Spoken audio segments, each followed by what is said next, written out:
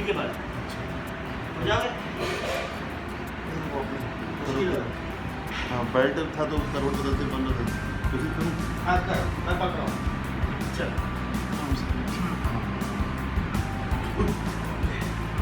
कुछ नहीं कुछ नहीं।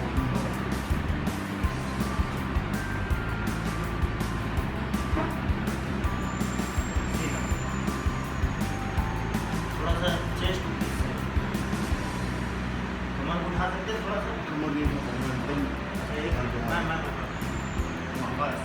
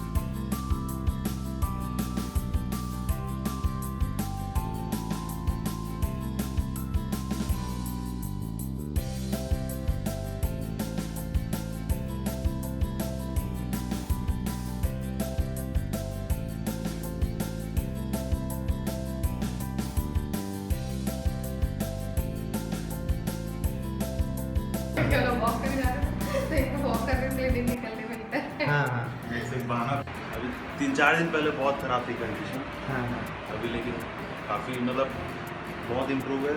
चलने फिरने में उठने बैठने में काफ़ी इम्प्रूव है। पहले मतलब उठना बैठना मुश्किल था। अभी आज कौन सी खरीदी की आपने? फर्स्ट सेकंड थर्ड ठीक है